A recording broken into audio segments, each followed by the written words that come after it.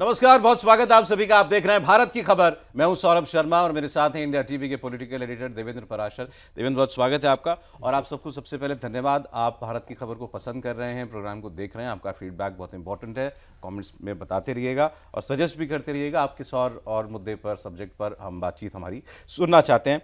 हम आज शुरुआत बंगाल की खबर से करेंगे कि बंगाल में पिक्चर अभी बाकी है और इसके बाद कुछ और राज्यों की इंपॉर्टेंट खबरें, उनकी बात करेंगे। तो बंगाल में कौन सी कहानी है जो अभी देखना बाकी है? आज चर्चाएं ये चल रही हैं देवेंद्र जी सुबह से कि अब विधायक टूटे, अब सांसद टूटेंगे। अब उसके नंबर भी आ रहे हैं। 41 सांसद हैं राज्यसभा और लोकसभा को मिला करके। माफ कीजिएगा, तृणमूल कांग्रेस के उसमें 29 शायद लोकसभा के हैं। तो अभी चल रहा है कि 20 सांसद टूट रहे हैं। वो क्या लोकसभा के हैं कि दोनों के मिला के, ये नहीं कह सकते, लेकिन ये चर्चा बड़ी आम है कि विधायक पहले बाकी हुए, अब ये भी एक अलग गुट बनाएंगे अपना, टीएमसी से अलग। क्या ये तुरंत होने वाली कोई बात है या ऐसी कोई बात चल रही है? हाँ, ये जल्दी ही हो सकता है क्योंकि 8-10 तो ऑलरेडी अपना इंटरेस्ट कुछ दिन पहले ही, मतलब नतीजों के ठीक बाद ही दिखा चुके थे। और वो 8-10 ऐसे थे कि नतीजे आने से पहले एक तरह से वो निराश थे। ऐसा नहीं था कि नतीजे आने के बाद उनकी धारणा बदली है। फ़र्क ये सिर्फ आया कि अगर टीएमसी की जीत हो गई होती तो अपनी नाराज़गी को, अपनी निराशा को वो अंदर दबा कर रखते। अब जब टीएमसी की हार वहाँ पर हो गई है तो वो इस स्थिति में है कि अपनी निराशा को, अपनी नाराज़गी को एक्सप्रेस कर सकें। तो उस स्टेज पे हैं। 8-10 के बारे में जो मैं बात कर रहा हूँ सौरभ, वो बीजेपी के नेताओं से ऑलरेडी वो टाइम लेने की कोशिश कर चुके थे। उन्होंने अपना की मुलाकात करनी है, मिलना चाहते हैं, इस तरह की चीज़ें कर चुके थे। आप समझ सकते हैं अगर सांसद बीजेपी के बड़े नेताओं से मिलने का टाइम मांग रहे हैं तो किस लिहाज से मांगेंगे। बाकी भी असंतोष और निराशा उनके अंदर है ही। और उसमें सबसे बड़ी वजह अभिषेक बनर्जी को लेकर, उनकी फंक्शनिंग को लेकर है। और ये दिख रहा है कि ममता बनर्जी उसमें कोई चेंजेस नहीं करने जा रही है। ममता बनर्जी ने जब खुद ये कह दिया कि आज अगर मैं अभिषेक को हटा दूं तो जो नेता गए हैं वो वापस आ जाएंगे, तो इसके बाद क्या बच जाता है? उनको भी ये पता है। नहीं, अब तो ये बात लोग ये बोल रहे हैं कि इससे पहले जो विधायकों की बैठक ममता बनर्जी ने बुलाई, उसमें कुछ जितने भी लोग गए थे, उसमें अभिषेक बनर्जी जब आए तो ममता बनर्जी ने ये कहा, मैंने आज बयान सुना है संदीपन साहा का, कि ये आए हैं और कोई व्यक्ति इनके ऊपर दोष नहीं दे सकता इस हार का, और सब इन्होंने बहुत बेहतर काम किया, सब खड़े होकर के इनको स्टैंडिंग ओवेशन दी। हाँ, और उसके बाद उनके अपने लॉयल एमएलए जो कि अभी उनके साथ ही हैं, वो लोग भी खड़े नहीं हुए थे उनमें से बहुत, क्योंकि उनको ये मंजूर नहीं था कि ये ऐसा कैसे हो। क्योंकि अभिषेक बनर्जी जिस तरीके से काम कर रहे थे उसमें बहुत ज़्यादा अलोकप्रिय थे। इस उदाहरण के हिसाब से समझिए कि किसी अगर सीजन टीएमसी के पॉलिटिशियन को ये कहा जाए कि आप चले जाइए इस एजेंसी का, ये लड़का आपको बताएगा कि आपको क्या बोलना है क्या नहीं बोलना, बस इतना बोलना है, वही लिख कर देगा, एक लाइन आगे नहीं, एक लाइन पीछे नहीं। तो एक नेता के तौर पे जाहिर तौर पे उनके लिए एक एम्बैरेसिंग सिचुएशन था। वो लोग इस बात को लेकर बहुत ज़्यादा नाराज़गी दिखाते थे। ममता बनर्जी सुनती नहीं थी उनकी नाराज़गी को। तो वहाँ पर जो सेफ्टी वॉल्व होना चाहिए था नाराज़गी दूर करने का, वो नहीं था, उसमें कोई रेमेडीज़ नहीं किया गया। अब उस बैठक में ही सौरभ एक तो ये कहा गया, अब दूसरी तरफ ये था कि ऋग्वेद बनर्जी जैसे नेता या संदीपन साहा जैसे नेता जो कि पहले से इस बात को कहते रहे थे कि ऐसा कैसे हो गया कि फाल्टा में जहांगीर खान ने अचानक से अनाउंस कर दिया कि हाँ वो चुनाव से बाहर हो रहा है, क्यों ये झुके? वो क्या ये पार्टी का फैसला था? अच्छा, वो हैं अभिषेक बनर्जी के खासम खास, तो उस बात को लेकर चर्चा क्यों नहीं हुई? तो ये सारे इश्यूज ऐसे थे जिस पर अभिषेक बनर्जी के फंक्शनिंग को लेकर बहुत नाराजगी है और वो सांसदों तक भी है। अब सांसदों की बात को आगे बढ़ाते हुए, भाई आपको 2/3 तो चाहिए ही, अगर आपको ये बताना है कि हम असली टीएमसी हैं, तो वो राज्यसभा के अलग 2/3 गिने जाएंगे और लोकसभा के अलग 2/3 गिने जाएंगे। तो लोकसभा में 29 में से 20 सांसदों को ये अलग आना पड़ेगा, राज्यसभा में 12 में से 8 लोगों को जो है वो अलग आना पड़ेगा। इस हद तक है रोष?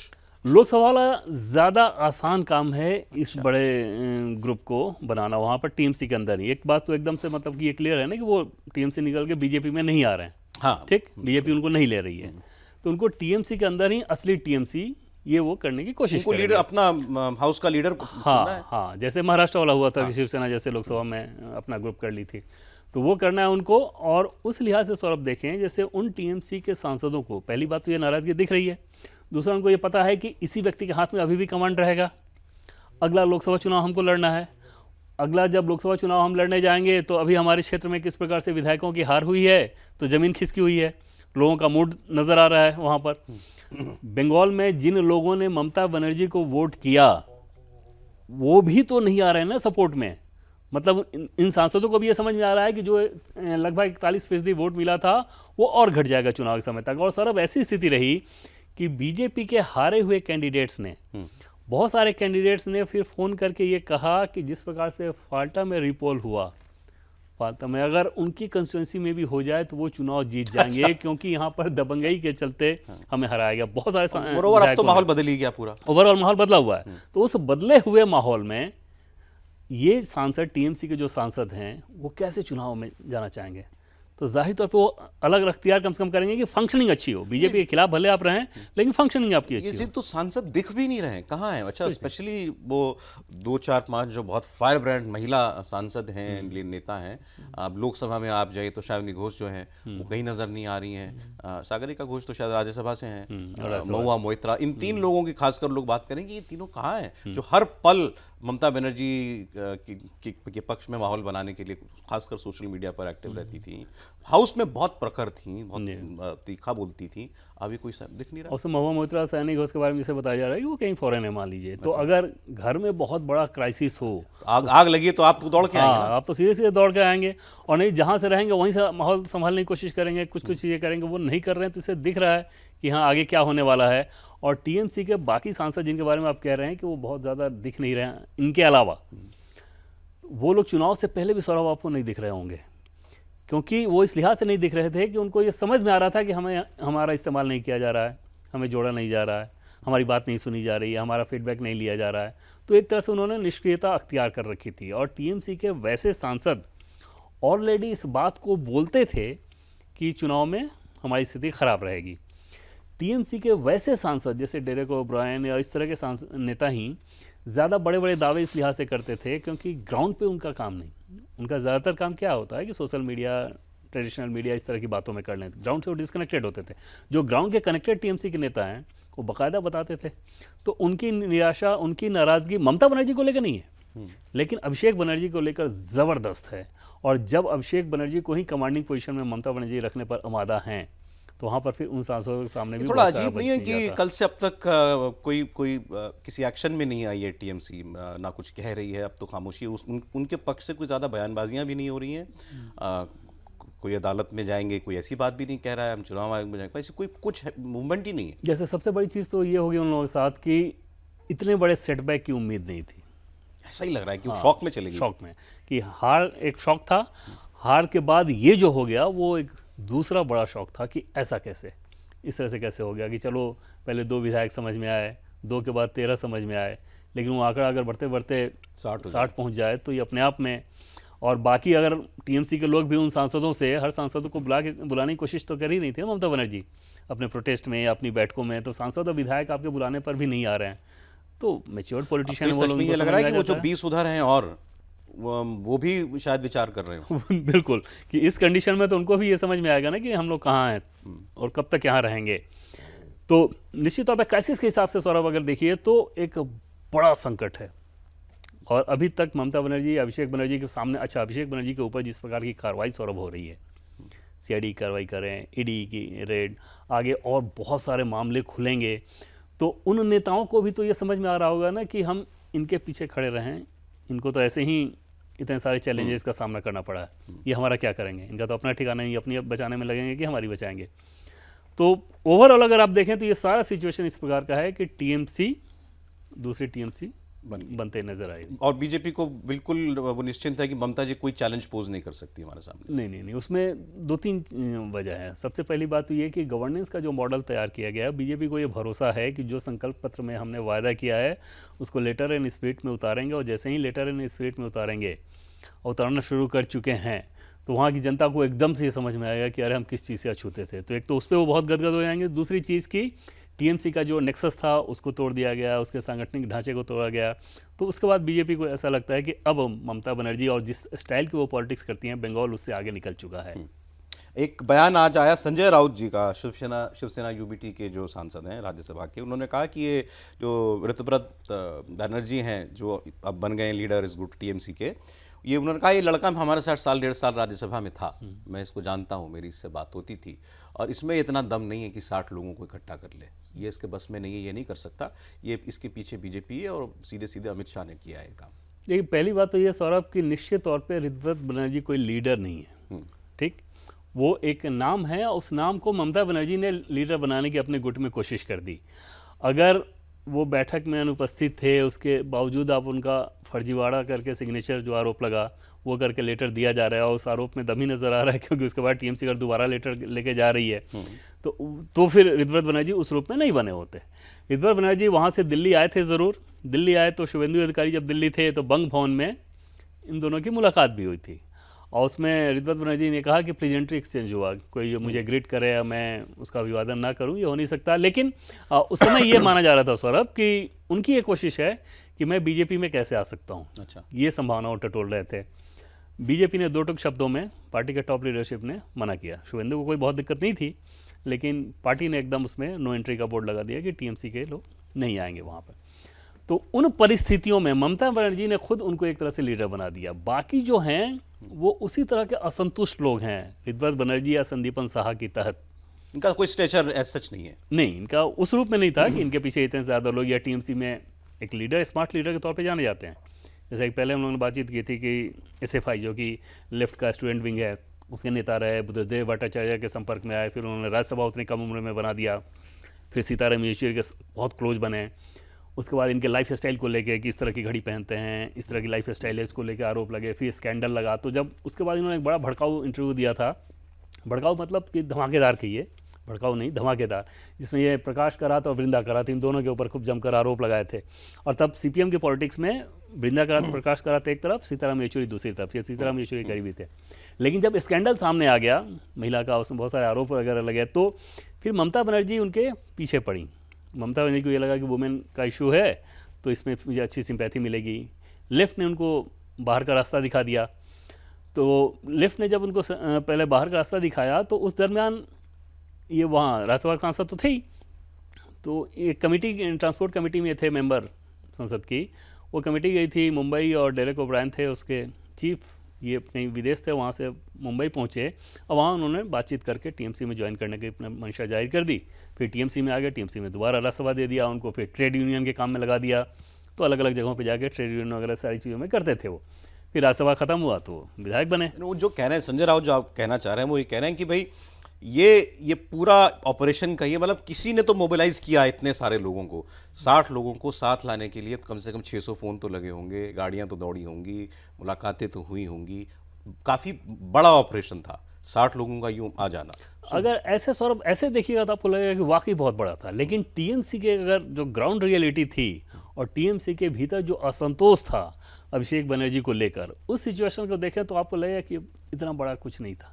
जैसे आपने इसमें देखा क्या कि वहाँ से लोगों को उठाकर कहीं दूसरे स्टेट में लेके जाया जा रहा है, कोई रिजॉर्ट पॉलिटिक्स करनी पड़ रही है, लोग आए फिर लौट के चले गए, जो कि कुछ कुछ केसेस में ऐसा होता रहा है।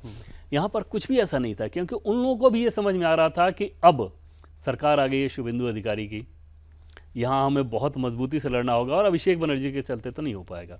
तो एक नहीं कहा जाता कि तुमसे ना हो पाएगा, तो उन नेताओं को ये समझ में आ गया था। पके हुए आम वाला मामला था, बस टूट गया अपना। हाँ, ये आसान चीज था। इसमें इस रूप में देखना कि अमित शाह के निर्देश पे हुआ होगा, उनके कमांड पे, ये उस लेवल का मामला ही नहीं था कि गृहमंत्री अमित शाह को इसमें दखल देना पड़ा। इसके लिए शुभेंदु अधिकारी बहुत बड़े नाम थे। अच्छा चलें, तो खैर बंगाल में अब ये देखिए, आप देवेंद्र कह रहे हैं कि सांसद, अगला नंबर सांसदों का ही है, तो ममता जी के लिए एक के बाद अगला दिन बड़ी मुसीबत लेकर ही सामने आने वाला, ऐसा हमें लगता है कि आने वाला होगा। बंगाल के बाद बात करते हैं के अन्नामलाई की। तमिलनाडु में बीजेपी के फायर ब्रांड लीडर दिल्ली में अब कुछ दिनों से हैं और 2-3 दिन तो हो गए आए हुए, और वो लगातार उनकी मुलाकातें उनकी लगातार हो रही हैं। पार्टी के हर टॉप लेवल पर उनकी बात हुई है। अब सवाल यह है कि क्या के अन्नामलाई को बीजेपी मना पाई, क्या उनका मन बदल पाई? आज चर्चाएं हैं कि उन्होंने मतलब ये तय हो गया है कि अब उनका रास्ता अलग है। हाँ सर, यहाँ दिल्ली से लौट चुके हैं और जब दिल्ली आए थे तो दिल्ली आने से पहले उन्होंने अपनी एक तैयारी की थी कि उनको एक तमिलनाडु में जन जागरण अभियान काइंड ऑफ पब्लिक सपोर्ट के लिए अलग यात्रा करनी है, अलग अलग अभियान चलाना है, उसके सारे लोगों को जोड़ना है, एक अपना मॉडल का कंसेप्ट लेके। जब बीजेपी के टॉप लीडरशिप को ये बात पता चली तो फिर उनको मैसेज दिया गया, वो आकर यहाँ मिले तो फिर बातचीत बहुत अच्छी में हुई थी। उसमें उन्होंने ये नहीं कहा कि मैं बीजेपी छोड़ रहा हूँ या छोड़ना चाहता हूँ, ना ही कोई इस्तीफा ऑफर किया। वो जो भी चीज़ें सोशल मीडिया में चल रही थी या कुछ लोग रिपोर्ट कर रहे थे, वो एकदम से भ्रामक थी। वो भी मैंने दोनों तरफ से चेक कर लिया था, अन्नामलाई की तरफ से भी और बीजेपी के टॉप लीडरशिप की तरफ से भी। वो चीज़ें एकदम बिल्कुल नहीं थी। पहले उनका मुलाकात हुई बीजेपी के संगठन महामंत्री बी एल संतोष से, जिनके कहने पर वो बीजेपी में आए थे। कासम खास उनके रहे, कर्नाटक कैडेगर IPS ऑफिसर थे। बी एल संतोष जी कर्नाटक के ही हैं, तो आप समझ सकते हैं कि संपर्क हुआ, वहाँ से वो आ गए। उसके बाद बीजेपी के राष्ट्रीय अध्यक्ष से उनकी मुलाकात हुई, उन्होंने अपनी बात कही। फिर गृहमंत्री अमित शाह से जाकर वो मिले। वहाँ जाकर उन्होंने ये बताया कि मुझे एक तरह से अगला 7 साल फ्री हैंड चाहिए होगा।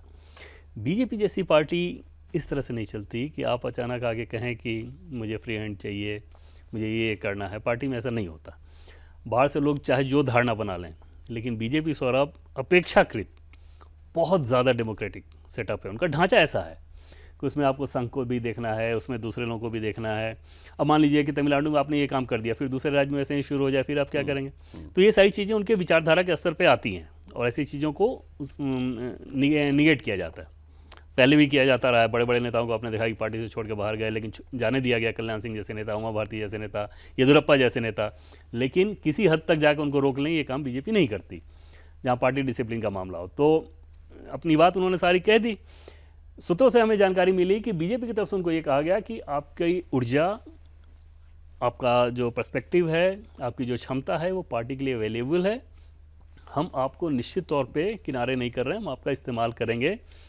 नेशनल पॉलिटिक्स में, राष्ट्रीय स्तर पर बीजेपी की जो नेशनल टीम है, इसमें आपके लिए जगह होगी। अच्छा। हमें सोर्सेज से जानकारी मिली कि अन्नामलाई इस बात के लिए एकदम तैयार नहीं थे। उनका ये कहना था कि मेरा जो कुछ भी है वो तमिलनाडु में, अब मैं वहीं करना चाहूँगा। अन्नामलाई ने अपनी तरफ से पूरी ये कोशिश की है कि किसी भी लेवल पर बीजेपी के टॉप लीडरशिप को ये ना लगे कि अन्नामलाई धोखा दे रहे हैं, कोई नाराज़गी वाली बात, कोई कड़वाहट वाली बात, बिल्कुल नहीं। उन्होंने सिर्फ ये रियलिटी दिखाया कि मेरे पॉलिटिक्स के लिए जो ज़रूरी है वो ये रास्ता है।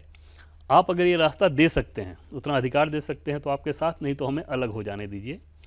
और फिर कह सकते हैं ना कि बहुत सहमति के साथ तलाक होना, उस तरह की सिचुएशन हुई। 1 साल तक सौरभ ये अपने कार्यक्रम वगैरह करेंगे। कल संभव है कि चेन्नई में इसका अनाउंसमेंट भी कर दें और उसके बाद उसी माहौल के सहारे फिर ये अपनी पार्टी बना लेंगे, जैसे प्रशांत किशोर ने बिहार में पार्टी किया। बनाएंगे, ये पक्का है। हाँ, वो अभी के हिसाब से वो पक्का, उसी लिहाज से वो यात्रा वगैरह करेंगे। बीजेपी की अंडरस्टैंडिंग ये है कि एक पार्टी को चलाने के लिए आपको जितने संसाधन की ज़रूरत पड़ती है वो नहीं है। जैसे अन्नामलाई आज एक बड़ा नाम है तमिलनाडु में, लेकिन उस बड़े नाम को बनाने में बीजेपी ने भी बहुत ऑब्वियसली योगदान दिया। अगर तमिलनाडु में ये मैसेज हो कि ये व्यक्ति गृहमंत्री अमित शाह और देश के प्रधानमंत्री नरेंद्र मोदी का करीबी है, तो अपने आप में आपकी ताकत बढ़ जाती है। और फिर जैसे किसी भी, मान लीजिए कि मीडिया में ही आपका कवरेज होना हो, तो फिर आपको ज़्यादा महत्व मिलेगा। वहाँ के आप अलग अलग इंडस्ट्रीज से मिलना हो, आपको आसानी से मिलेंगे, सब संगठन के लोग आपसे जुड़ेंगे। जिस दिन वो कवरअप हट जाएगा, फिर वो बहुत बड़ी मुसीबत हो जाएगी। वहाँ पर क्या आपके पास, आपके नाम पर इतने सारे लोग आते हैं। बीजेपी अब कोई किसी तरीके से उनकी मदद करेगी? नहीं, निश्चित तौर पे नहीं करेगी और बिल्कुल नहीं करेगी। और जितने संसाधन की ज़रूरत होगी, वो भी पार्टी ऐसे संसाधन झोंक देती थी, अब वो नहीं झोंकेगी। विजय के केस के हिसाब से देखें तो एक तो विजय के पास ज़बरदस्त पॉपुलैरिटी थी हीरो होने के चलते, और दूसरी उनके पास पैसे की कमी नहीं थे। इन दोनों ही फ्रंट पे अन्नामलाई कहीं टिकेंगे नहीं। तो बीजेपी का आकलन ये है कि अगर वो इस काम को कर भी लें तो देर सवेर फिर उनको रियलाइज़ होगा। लेकिन अन्नामलाई एकदम से एडमेंट है। अब वो अपने दम पर कुछ करना हाँ, उनको ये लगता है कि मैं आईपीएस की नौकरी, अच्छी खासी नौकरी, मैंने इसलिए तो नहीं छोड़ी थी। और भविष्य की कोई अंडरस्टैंडिंग दोनों के बीच में की? नहीं, वो अन्नामलाई अपने तरफ से जिस प्रकार से चाहते हो तो बहुत कड़वाहट के साथ अलग हो सकते थे। ठीक है, तमिलनाडु में बीजेपी कोई पॉलिटिकल फोर्स नहीं है, तो आप चाहते तो एक प्रेस कॉन्फ्रेंस करते, तमाम तरह के आरोप लगा के हाइप क्रिएट करते, फिर अलग होने का फैसला करते।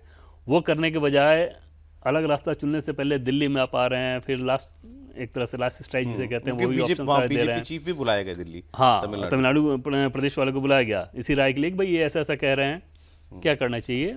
वो राय अलग थी कि अगर ये इस तरह की यात्रा करना चाह रहे हैं तो हम इस पे सहमत नहीं। इस पे एक फाइनल क्वेश्चन, क्योंकि ये लोगों के बहुत लोगों ने ये सजेस्ट किया कि इस पे बात कीजिए, इस पे बात कीजिए किसी भी कार्यक्रम में। जो बीजेपी इकोसिस्टम के या बीजेपी के समर्थक वर्ग में एक बड़े सेक्शन में ये धारणा है अन्नामलाई को लेकर के कि वो एक कैरिस्मेटिक लीडर हैं, बहुत वोकल, बहुत विजिबल लीडर हैं, बहुत परिश्रमी नेता हैं।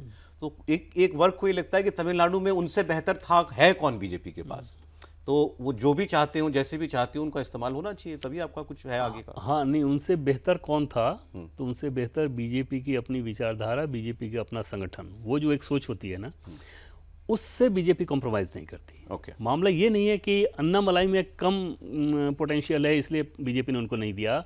मामला इस बात का है कि बीजेपी में ऐसा होता नहीं कि आप कुछ आए। अब जैसे एक उदाहरण से सौरभ समझिए कि असम के मुख्यमंत्री और शुभेंदु अधिकारी, ठीक, दोनों ने ही जिस तरह से काम किया, शुभेंदु अधिकारी का मंत्रिमंडल दिल्ली ने बनाया, असम के मुख्यमंत्री तो सिंगल हैंडेडली अपने इलेक्शन को उन्होंने सब कुछ चलाया, फिर भी मंत्रिमंडल कहाँ से बन रहा है? दिल्ली से। तो बीजेपी का ढांचा ऐसा होता है। तो ये पर्सन वर्सेस सिस्टम वाला की बात है। हाँ। ओके, ठीक। अब अगली खबर, एक चीज और कि अन्नामलाई के बारे में बीजेपी के कुछ नेताओं ने सौरभ ये भी दिया था कि कुछ उसमें बड़े नाम भी हैं कि ये डीएमके के बहुत संपर्क में रहते हैं। ये भी आरोप लगाया गया कि डीएमके के मोल हैं, हालांकि उस बात का कोई मतलब नहीं होता, लेकिन वो ज़्यादा समझ में आता है कि पॉलिटिकल राइवलरी के चलते ये सारे आरोप लगाए गए होंगे, लेकिन ये सारी चीज़ें भी हुई थी। एक यूएस डेलीगेशन को लेकर के बात, भारत और अमेरिका की ट्रेड डील को लेकर के कुछ आगे बढ़े हैं इसमें। आज वाणिज्य मंत्री पीयूष गोयल के साथ और उनके यूएस काउंटरपार्ट के साथ आज एक डेलीगेशन मिला है और बातचीत हुई है। और बार बार, जैसा कि कल आपने देखा था होगा कि सर्जियो का ये कहना था कि 99% तो हो गया है और इसमें कुछ सप्ताह या कुछ महीने लग सकते हैं, लेकिन साल नहीं लगेगा। इस बात का उन्होंने दावा किया था। इंडिया का जो मेन कंसर्न, अगर बहुत आसानी के साथ समझें, तो वो ये है कि जो टैरिफ लगाया जाए, वो टैरिफ हमारे जो कॉम्पिटिटिव कंट्री हैं जिनके लिए यूएस मार्केट है, उनके रेस्पेक्टिव हमारा कम होना चाहिए। जैसे अगर आप ये कहें कि आपका यूरोप से आपका टैरिफ इतना है, यूरोप का तो इतना है, आपका इतना है, या जापान का इतना है, आपका इतना है, वो हमारे कॉम्पिटिटिव नहीं है। इंडिया ये दिखेगा कि इंडोनेशिया को आप कितना दे रहे हैं, वियतनाम को कितना दे रहे हैं, थाईलैंड को कितना दे रहे हैं, क्योंकि बहुत सारे सेक्टर में ये आपके कॉम्पिटिटिव कंट्री हैं। तो भारत की एकदम से ये कोशिश है कि ख़ास तौर पे एशियाई देशों में, जो एशियाई देश हैं, उनमें हमारे ऊपर टैरिफ सबसे कम होना चाहिए, जिससे हमारे प्रोडक्ट यूएस के मार्केट के लिए सबसे ज़्यादा लुक्रेटिव नज़र आए। उस काम को कराकर ही ये डील होगा, लेकिन ये एकदम से समझ में आ रहा है कि बस फाइनल स्टेज में है। वो फाइनल स्टेज हालांकि कब आता है नहीं, कल तो उन्होंने ये भी कहा है कि ट्रंप इस बात को नहीं भूले हैं कि जो 4 साल वो सत्ता में नहीं थे, पहले टर्म और दूसरे टर्म के बीच में, उसमें भी नरेंद्र मोदी उनके साथ टच में रहते थे। तो बुरे वक्त के साथ ही वो मानते हैं नरेंद्र मोदी को। तो वो और उन्होंने कहा कि ट्रंप इस बात को याद रखते हैं। या बिल्कुल सर, और बार बार यूएस की तरफ से इस बात को कहा जा रहा है कि जो भी टैरिफ वगैरह की बात है वो इंडिया स्पेसिफिक नहीं है, वो पूरी दुनिया के लगभग जितने प्रमुख देश हैं जो कि यूएस के साथ ट्रीट करते हैं, सबके ऊपर लगाया जा रहा है। ये सारी चीज़ें कही जा रही है, लेकिन भारत तो अपना इंटरेस्ट देखेगा ना, भारत अपने इंटरेस्ट के हिसाब से ही काम करेगा। उम्मीद ये जताई जा रही है कि जल्द से ये काम होगा। और इस साल सौरभ, पिछली बार पीएम नहीं जा पाए थे, इस साल पीएम का यूएस दौरा भी हो सकता है। बारी तो ट्रंप क्या नहीं की है, लेकिन नहीं, पीएम के जाते हैं ना, जैसे यूएन की मीटिंग के लिए और इस तरह की चीज़ों। अच्छा, तो उसमें भी मुलाकात हो सकती है। ओके, अब ये लड़ाई के बारे में आप भारत के पार कॉरिडोर्स में क्या सुन रहे हैं कि मतलब कुछ तो हमसे सबसे ज़्यादा सरकार के पास ही इंफॉर्मेशन होती है। तो जो ट्रंप कहते हैं, जो ईरान कहता है, करता है, हम भी हो सकता है कहीं बीच में चर्चाओं में हम रहते हों। जल्द ये जंग जो है ख़त्म जल्द होगी, समझौता हो पाएगा। इंडिया क्या होप कर रहा है? आज जैसे सर सीधे सरकार के एक बहुत बड़े व्यक्ति के साथ मेरी मुलाकात हुई, तो उनसे मैंने पूछा कि सर क्या लग रहा है ये गल्फ वाला क्राइसिस, आप लोगों का क्या आकलन है, कब ख़त्म होगा? तो उन्होंने एकदम से ये फ्लैट चेहरे के साथ ये कहा कि सही मायने में कहूँ तो आपको ये सवाल सरकार के किसी भी सरकार के लोग से पूछने के बजाय किसी एस्ट्रोलॉजर से पूछना चाहिए। वो एस्ट्रोलॉजी वाले जोन में जा चुका है कि वो क्या करेंगे, कब करेंगे, किस तरह से कर रहे हैं, वो बहुत कुछ समझ में आने वाली चीज़ नहीं है। एक तरफ बातचीत हो रही है, फिर उसके बाद इजराइल के ऊपर लेबनान के जो हिजबुल्ला वाले हैं वो अटैक कर देते हैं, फिर इजराइल इधर से अटैक करता है, फिर ट्रंप और बीबी नेतन्याहू के बीच में बहुत तीखी। अब लेबनान ने कह दिया कि जितनी जमीन अभी कब्जा की है इजराइल ने, वो सारी पहले वहां से सीना हटाए, तब हम बात करेंगे। हाँ, तो ये सारी चीज़ें तो कॉम्प्लिकेशन की तरफ ले जाती नजर आ रही हैं, और ऐसा लगता है कि कौन है इसके पीछे जो कि चाह रहा है कि इस मामले को और ज़्यादा उलझाए रखा जाए। तो उस कंडीशन में बस यही है कि ज्योतिष के भरोसे ही आप समझ सकते हो, तो समझिए कि भाई ये युद्ध कब खत्म होगा। चिंता कितनी है? और इसका निश्चित तौर पर चिंता सौरभ ज़्यादा है कि इतना बड़ा आपका एनर्जी का सोर्स है। सिर्फ एनर्जी नहीं, अगर एनर्जी महंगी होगी तो बाकी सारी चीज़ें भी महंगी हो रही हैं, महंगाई का असर होता है। तो उस कंडीशन में जल्द से जल्द युद्ध खत्म हो, ये देश की सख्त ज़रूरत है, दुनिया के देशों को भी ज़रूरत है, भारत की भी ज़रूरत है, लेकिन ज्योतिषी बता सकता है। तो फिर तो आप एक अपॉइंटमेंट दिलवाइए डीके शिव कुमार के ज्योतिषी से, क्योंकि उन्होंने प्रेडिक्ट किया कि डीके शिव कुमार मुख्यमंत्री बनेंगे, तो उनको पता होगा कि जंग कब खत्म होगा। मुझे लगता है कि इस केस में वो भी फेल कर जाएंगे। वो ये कहेंगे कि मैं इंडियन हार्ट और इंडियन कुंडली देख सकता हूँ, ईरान वालों की, यूएस वालों की, इजराइल वालों कैसे देख लूँ। ठीक है, बहुत सारे विषयों में बात होगी। देवेंद्र, बहुत शुक्रिया आपका। आप देख रहे थे भारत की खबर, आज इतना ही।